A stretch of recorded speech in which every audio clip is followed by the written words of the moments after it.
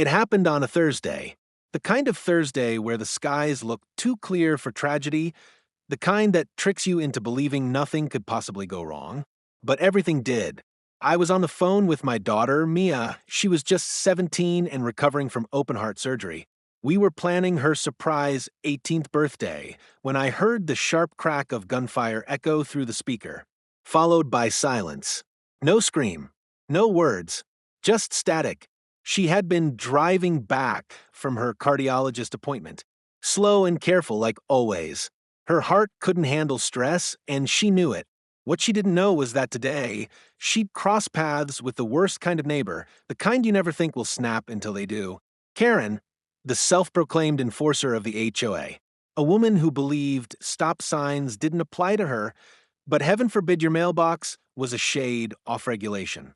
Karen had a reputation for harassing teens, yelling at joggers, and threatening families who dared park 2 inches over the line. But no one ever thought she'd shoot a child, especially not mine, and definitely not in the middle of a petty argument over who had the right of way at a 4-way stop. What Karen didn't know, couldn't have known, was that I'm the county sheriff, and I was already tracking her license plate before the 911 call even came in. This isn't just a story of a neighborhood feud gone too far. This is the story of how justice got personal.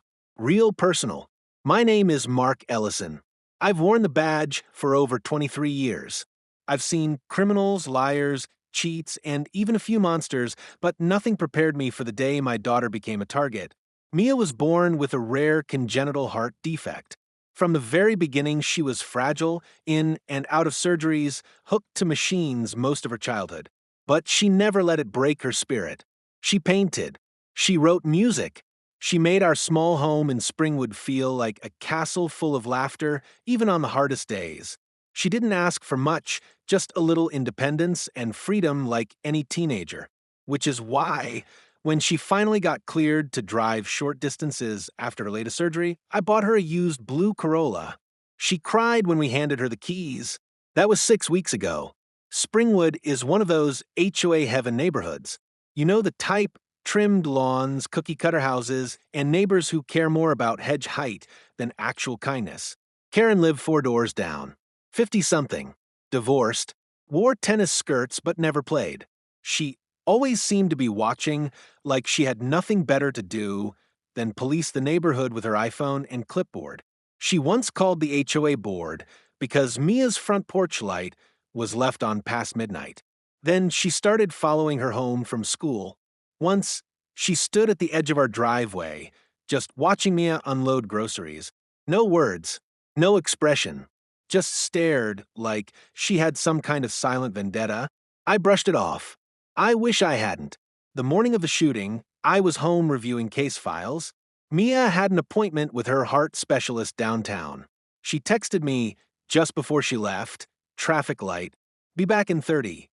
We talked on the way home. She was smiling, telling me about the art she wanted to hang in her room. Then her voice went tense. "There's this lady behind me again," she whispered. "It's that Karen woman. She's tailgating me." My gut tightened. Before I could respond, she added, "We're pulling up to the 4-way stop. That intersection. I knew it well. A blind spot to the left, 2 slow bumps, and plenty of room for egos to clash." Then the line went dead. I didn't hesitate. The second that call went dead, I slammed my laptop shut, grabbed my badge, my radio, and my sidearm. My mind wasn't functioning like a sheriff in that moment. I was a father, a terrified one. Dispatch was already buzzing with a shots fired report at the 4-way stop on Cedar and Bramble. The location sent ice through my veins. That was Mia's turn. When I arrived, sirens already blaring behind me, I saw the blue Corolla. Driver's side door open. Mia lying on the pavement. Still. Too still. And then, Karen, standing just feet away, holding a handgun. She wasn't running. She wasn't helping. She stood there with that same blank expression I'd seen before, the look of a woman who believed she had done nothing wrong. "Mia." I ran to her first. Her eyes were flickering, lips blue, but she was breathing. Faint, rapid, like a bird trapped in a box. Her pulse was barely there, her chest struggling with every breath. I shouted to the paramedics who had just pulled up behind me. They took over fast. I turned to Karen. She was still standing by her Range Rover, as if this were some stage play. Calm, even annoyed. She tried to run me over, she said. I acted in self-defense. But there were no skid marks. No tire drag. Mia's car had come to a full stop. No damage. Nothing suggesting she'd accelerated at Karen. Her hazard lights were even blinking. Karen had gotten out of her vehicle, approached my daughter, pulled a gun and shot her. And she was trying to spin it, like she was the victim. I wanted to scream, but I didn't. I couldn't. Not yet. I handcuffed her myself. She resisted at first, yelled that I was violating HOA policy. I told her, in no uncertain terms, Karen, you just shot a 17-year-old girl. You're under arrest. Her face didn't even flinch. I knew you'd be biased, she spat. You're her father. That girl's been harassing me for weeks. I looked at her like she had lost her mind. Harassing? Mia barely left the house. Her world had been hospital rooms and online classes and art therapy. But Karen was convinced, delusional, obsessed with the idea that Mia was following her, mocking her with that little blue car. She parks facing my driveway on purpose, she snapped. She once turned around in my cul-de-sac. She's always looking in my windows. She had kept a notebook, pages filled with dates, times, vague accusations. No photos, no proof, just scribbled paranoia. I radioed my deputy. We need a warrant for home. Immediately. Then I rode with Mia in the ambulance. The next hours blurred. ICU, surgeons, machines beeping, words like internal bleeding, tachycardia, limited oxygen. My little girl looked like a porcelain doll with tubes in her neck. She wasn't waking up, and all I could think of was, what if this woman walks free? Karen's lawyer arrived fast. HOA connections, no doubt, tried to paint her as a community guardian who feared for her life. She had a concealed carry permit. She was nervous, triggered, felt threatened by a sudden movement. But then, the first twist, one of our youngest deputies came to me with a flash drive. Sheriff, you might want to see this. I pulled it from the Nest cam at 142 Cedar Street, facing a stop sign. What I saw made my blood boil. The footage showed Karen cutting off Mia at the intersection. Karen steps out of her SUV. Mia stays inside her car. Karen walks up to the window, yelling. Then, with no hesitation, she raises the gun and fires. Mia never moved, never even opened the door. There it was, attempted murder. Caught. On tape. The next morning, we executed the warrant on Karen's home. What we found wasn't just damning, it was disturbing. Her walls were covered in HOA violation letters she had collected over the years, some framed. A whiteboard had a list of neighbors' names, including mine and Mia's. Under Mia's name, constant visual presence, suspicious behavior, possibly stalking me on orders from father. She wasn't paranoid. She was delusional. There were photos, too. Dozens of blurry snapshots taken from inside Karen's living room of Mia, walking, loading groceries, watering plants, and there, in one envelope, a letter she had never sent. But the words chilled me. They think she's sick, but I see her smirking when I pass. She's faking it, playing the weak girl act so she can spy. I know what she's doing. I won't be made a fool of. It was madness, but it was also motive. Karen had built an entire narrative in her mind, one where my daughter was a villain, and she was the righteous enforcer. Meanwhile, Mia still hadn't woken up. Every hour that passed made it harder to hold my composure. I sat beside her, holding her pale fingers, watching the machines breathe for her. I told her stories from when she was little, how she once drew an entire comic book about a heart warrior princess, how she'd said she wanted to be a doctor someday, so no one else feels scared like me, Dad. I promised her she wasn't alone, but I felt alone, until her eyes flickered, then blinked. She was awake, and when she saw me, she mouthed the words, "Was it her?" I nodded. She started to cry, but not out of fear. Out of relief, she remembered everything. We brought in Mia's statement once she was stabilized. She confirmed it all. The tailgating, the yelling, the sudden pullover at the intersection. She had locked the doors and stayed still, trying to de-escalate, the very thing her cardiologist had advised. No sudden movement, no adrenaline spikes. Her heart couldn't handle it. Karen fired anyway. That fact alone would have buried Karen in court. But the trial revealed something else, something that shifted the tide entirely. Karen's defense attorney tried to introduce character witnesses to paint her as a vigilant citizen.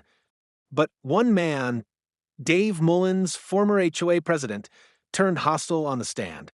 He admitted under oath that Karen had once tried to fine a wheelchair-bound veteran for having a ramp she said was too steep. She had once followed a mother home for letting her kids play chalk on the sidewalk. And then he pulled out a notebook. Karen used to keep tabs on people, he said. She called it the naughty list, said it was her job to fix the neighborhood. The courtroom gasped, and then the final twist. Karen herself took the stand. Her lawyer must have thought she'd seem sympathetic. But instead, she stared cold at the jury and said, "That girl was faking her illness. I could tell. She had a smug face. And her father is the sheriff. You really think I'm going to be spied on and do nothing?" She doubled down, called herself a watchdog, said she did what had to be done. The courtroom went silent. Even the judge looked stunned. The prosecutor turned to the jury and said, "Ladies and gentlemen, you've now seen the mind of the woman who pulled the trigger. Not remorse, not confusion, just pride." The verdict came back the next day. Guilty on all counts. Attempted murder, illegal use of a firearm, stalking. Karen didn't even blink as she was led away in cuffs. But that wasn't the end. Not for us. After the trial, I could have gone back to work and tried to move on. But something in me had changed. I realized how many Karens lived in plain sight, how many used their HOA status, their concerned neighbor masks, to control and intimidate, and how the system often overlooked their behavior until it was too late. I requested a leave of absence, used the time to help Mia heal, both physically and emotionally, but I also started showing up at HOA board meetings, quiet at first, just listening. Then I started speaking. I spoke about the dangers of unchecked power, about mental health, about community accountability, about the real purpose of neighborhood associations, to support, not to terrorize. And I wasn't alone. More neighbors came forward. Some had feared Karen. Others had been silently harassed but stayed quiet, thinking they were the only ones. Turns out they weren't. Together, we rewrote our HOA charter. We implemented a formal review board, a complaint tracking system, clear disciplinary procedures. We made it policy that no one person could issue fines or warnings without review. We turned Karen's reign of fear into a community-led promise of fairness. Mia began painting again. She told her story online. Thousands of people sent letters, gifts, drawings, people she'd never met. One day she said, "Dad, maybe it happened so I could help others not feel alone." I wanted to argue. I wanted to say no one should ever go through that for any reason. But I saw something in her, something unshakable. She wasn't just surviving. She was rising. Exactly 1 year after the shooting, Mia gave a speech at her high school senior night. She walked slowly, still recovering. Her voice trembled at first. But then she looked out at the crowd, found me, and smiled. This year, I learned what it means to be afraid, to feel small, powerless. But I also learned that healing doesn't mean forgetting. It means choosing to rise anyway. She didn't mention Karen by name, but everyone knew. She spoke for every kid who had ever been underestimated, dismissed, or made to feel invisible. She ended with a line that silenced the auditorium. "Sometimes the people who try to break us are the ones most afraid of our strength." The room stood, applauding, crying, and I stood too, not as a sheriff, but as a father, a proud one. A month later, Mia enrolled in college. Pre-med, and she started a local support group for kids recovering from traumatic medical experiences and bullying. She named it Heartstrong. And Karen? She's serving a 12-year sentence. She filed appeals, all denied. She still insists she did nothing wrong. But the world saw who she really was. And this time, no HOA, no clipboard, no paranoia could shield her from justice. Sometimes people ask me if I'm glad I was the sheriff that day, if justice would have looked different if someone else responded. I tell them this: no badge in the world can prepare you for hearing your child get shot over the phone. But yes, I'm glad I was there. Not because I wanted revenge, but because I knew how to make sure the truth would not be buried. We live in a time where fear and control can wear the disguise of concern, where people like Karen twist rules into weapons, but we also live in a time where one voice, one moment of courage can change everything. Mia's voice, her story, her survival. That's the legacy now. So, if you're still here watching this and wondering what you could do, backhand index pointing right, speak up. Backhand index pointing right, don't let the Karens of the world go unchecked. Backhand index pointing right, and if you see something wrong, don't be afraid to be the one who does something right. This was our story: a father, a daughter, a neighbor who crossed the line, and a justice that got very personal. Subscribe if you believe in standing up for what's right. Drop a comment below if you've ever had an HOA horror story or just want to send Mia some love. This is HOA Karen signing off. But we'll be back, because the stories? Oh, they're just getting started. If this story hit home, if you've ever seen power abused behind a white picket fence or felt voiceless in your own neighborhood, then you're not alone. Here at HOA Denied Access, we tell the stories they tried to bury, the ones behind the gates, behind the rules, and behind the false smiles. So, if you're ready to keep exposing the truth, hit that subscribe button, turn on notifications, and drop your own story in the comments below. Let your voice be heard. Let Mia's story spark the change. Because here, we don't let injustice hide behind HOA bylaws. We deny access to fear. Stop sign subscribe now to HOA Denied Access and join a community that fights back.